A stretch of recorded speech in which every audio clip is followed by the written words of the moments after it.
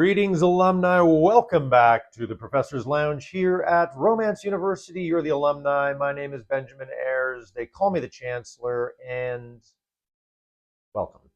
So I just have a form. I'm just reading right off the form here, the questions that you send me, and I appreciate all of them. And this one comes from Kat. Hey, Kat. How you doing? And her question is, how do you guys or the team overcome challenges in set such as delay in scene or weather-wise? And how do you improvise? I'm assuming those are two separate questions about the improvisation. I have touched on improvisation. I love to do it. But you do have to say everything that's in the script. So as long as you start with what's on the script, afterwards you can improvise little moments here and there. And in fact, I think it's good. Keeps the actors on their toes. You can have a lot of fun with it. Not all actors love it. Most do, though. Okay? So one of the hardest parts about these movies is finding new locations. So there is a designated team of people who find locations, and then we go to those locations and we offer them money and we see if we can shoot there. There are many places in Langley that continue to welcome us back, but there are some neighborhoods, as you could imagine, that feel like, okay, there's a bit of a burnout. There have been a lot of movies that have shot here. All the white trucks keep coming. And the job of a locations manager is to offer new suggestions. And it can be difficult when you only have a location for 2 days that's exterior and all of a sudden in the schedule it's going to rain. You either just have to deal with the rain and you hope it's not raining too hard, or if it is, they set up these massive flags above us and you'll hear it's so loud. And that, as we covered earlier, will be ADR'd. We will go in and we will replace our dialogue so that you don't hear that sound. The locations can get tricky if, due to weather, you have to switch things. Now, if it's not a location thing and you can switch the schedule based on the weather that's upcoming, that does happen quite a bit. It's going to rain, we're going to switch those 2 days around, and you'll find out the day or two before because we're always monitoring weather, and it's Vancouver and there's always lots of rain in Vancouver. So it is a real scheduling conflict, as you can imagine, trying to keep on top of that in our locations and then adapting in the moment. Sometimes in the moment, this scene that was supposed to take place outside now just happens inside this little doorway, or maybe we shoot it inside. Or how integral is this scene to the movie? Maybe we just don't shoot this movie. Let's just X the scene and we'll try to get it at the end of the movie, later in the schedule. So that happens all the time. So you've got to be pretty open to the schedule constantly moving. And that's part of show business, baby. Okay, great question, Kat. Thank you. Lots of questions about ad-libbing, and this was from Christy. She just said, like, do you enjoy ad-libbing? Is it something you like to do? And I believe oftentimes you think that we ad-lib and improvise a lot. Most of the ideas we'll bring beforehand if it's major script changes, but yeah. We'll also do little buttons at the beginning or the end, or if there's time, what we will get from a director is, we got that. Now I want you to just play with it and kind of find some more fun and just kind of like do whatever you want in this scene. And that doesn't mean say whatever you want. It just means play it in a different way and just get loose, you know? It's pretty easy for an actor to fall into the same rhythm of doing it every time. In fact, I just watched this great scene from Catch Me If You Can with Christopher Walken. Okay, so he comes in to do this scene, you know, that's Spielberg. And you can go to YouTube and watch it. And he just does 4 different takes of this scene. One of them, he's so emotional and crying and it's grounded and real. And the other one, he's angry. The other one, he's aloof and just kind of throws it all away while he's making a coffee. They're all right. And the reason they're all right is because he's truthful to who he is and himself in that moment. It's then up to Spielberg to say, well, what do I want to put in the movie as far as the story I want to tell? As long as an actor is truthful and in the moment, there is no such thing as a wrong choice.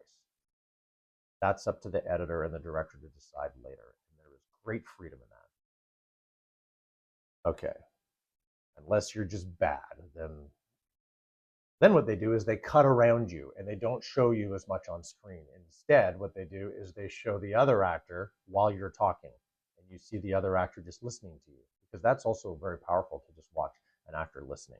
Sometimes it's because the performance by the other actor wasn't very good. This comes from Debbie. Debbie asks, how long have you been acting? That's in my whole life. I mean, professionally, I moved to Vancouver from small town British Columbia Kamloops when I was 20. But before that, I was doing high school theater and all that. I've loved it my whole life. Tracy Dalton. Hey, Tracy. Tracy asks, I enjoyed watching you on the red carpet in Kansas City. How much prep time did you have, and what did you do to prepare? That's a good question. I've never hosted before. I didn't really know what that was going to entail. So just so you know, it was scripted. It was very scripted, and I had teleprompters to read from. Unlike now, I'm just kind of rambling, but I had specific information that I had to get across to the audience in a short period of time. I had either 15 seconds or 30 seconds. That's how long each one of those had to be. So I had to get through them. I would do it and they'd be like, that was 17 seconds. There's somebody there who's just timing how long it takes for me to say those lines. And if we didn't get it at 17 seconds, I'd have to do it again and get it to 15 seconds. So it was quick talking, concise, clear, with an energy. I practiced the longer ones a few times beforehand. And after the first couple interviews, like the first one I did was with Palaha. And, we were improvising, trying to find it and have some fun. And I remember it was supposed to be 30 seconds. And they said, that was 52 seconds. And I said, okay, so we're going to have to tighten that up about Chris. And, we got rid of a couple fun little moments that we thought we were having. And then we did it again. They're like, that was 47 seconds. Whew, okay, so we're going to have to speak faster. And then we got it right down to 30 seconds. Benjamin Ayres here with the one and only Christopher Palaha. Now, is it just me, Chris, or has Hallmark once again proven that romance is not dead? Oh, Ben, they have proven it again. Those two are in love. Yeah, and speaking of love, people are going to love your new movie. It's premiering tomorrow night. Yeah, thanks, Ben. It's called The Christmas Quest. It stars Lacey Chabert and I. We filmed it in Iceland, and it's a huge adventure. I do think people are going to love it. Well, I'll be watching. And you don't want to miss it tomorrow night on Hallmark Channel at 8 p.m. Thanks for spending the day with us, and have a great countdown to Christmas, everybody. Happy holidays. And then once I kind of got going throughout the day, I started to get really comfortable with it. And, I could land at pretty much 30 or 15 every time. So, and it was also, it was a big team of people. We had a great team of people that have produced and directed and been a part of the Globes and the Oscars and, big awards shows and all types of ceremonies. So I was in really good hands. It was just me that didn't quite have the experience going into it, but I felt like am I allowed to say that I felt like I crushed it? Because I just did. I felt really good about it. And part of the reason I felt good about it is because I do this with you guys.